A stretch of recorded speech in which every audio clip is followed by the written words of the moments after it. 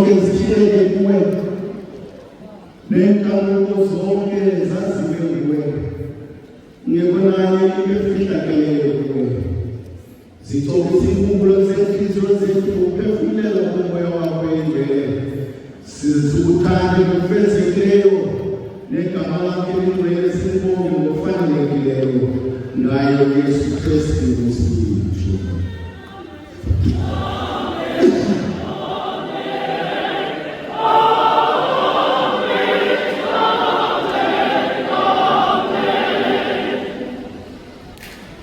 Bathanda amandulo abantu babuzwa uThixo bazimisela kuye ngomqophiso womthetho wesithembiso. Omanje isithunzi sezinto ezilungileyo ezisaza kwakho. Sibizele ubomi obuKristu esithi xa sikuye sibe sikhululwe esomeni sangibaliselwa uThixo. Empensamkele ukunqophiso omtsha wothando owenziwa wananyathiselwa ngengazi elilelakhe ukuze une ngaphakathi. Ngelinye icala lomnqophiso sisithembiso sikaThixo uKristu sokubuya kufeza ukuthi nangenxa yethu nangathi konke akudingileyo ngaye lowo osoloko enguye izolo nanamhla nangunaphakade. Lo ngathonganga owakhe unyana wesuka wamnikela ngenxa yethu sonke, angathina ukuba angasibambali zonke izinto ndawonye naye.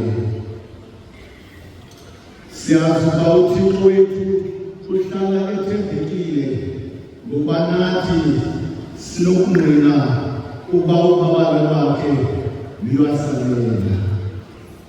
Malunga nelithi icala lomnqophiso uthetha ukuba thina siyakuzimisela ngokukhululekileyo ukuba asisayi kuziphilela kodwa siyakuphilela lowo usithandileyo wazinikela ngenxa yethu. Ndiyanivuselela ngoba bazalwane ngoba baluka Thixo ukuba liyinikele imizimba yenu belidinge eliphilileyo elingcwele elikholekileyo kuThixo, inkonzo yenu ke leyo yasengqondweni. Kwalusingile nje uthando lukaKristu sigqibe kwelokuthi ukuba ufefe bonke emnye ngoku bafile bonke abo. Ufele bonke emnye ngoku bafile bonke abo. Babafela ke bonke ukuze nabo badla ubomi bangabi sazindlela ubomi babudlele owafayo wavuka ngenxa yabo. Siyazi kakhulu ukuba ngenxa yexesha eligqibeleyo eligqithileyo asisifezanga esethu isahlulo kuwo lo mnqophiso. Sibe sikhululekile ukuzibanga zona izithembiso zawo, kodwa asakhululeka ukufeza amabanga abo.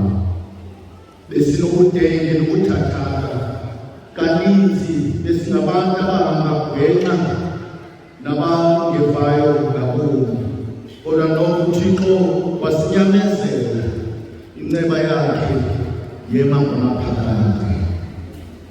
Simane siphinda-phinda ukuhlaziya amadinga okuzinikela kwethu, ngokukodwa sakuhlangana esithembeni senkosi, kodwa okwanamhlanje sihlangana ngokubalulekileyo njengokuba simane sihlangana izizukulwane zobawo bethu ukuze sihlaziye ngokungazekileyo nangokunyanisekileyo lo mnqophiso usibandakanyayo uThixo.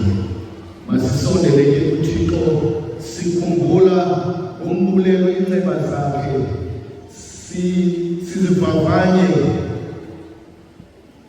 ukhanyiselwe ngomoya wakhe ukuze sibone apho siphosise khona nalapho sibafutshane khona. Sesithi sicamangile ngethemba lobizo lwethu, sizinikele ngokutsha kuye.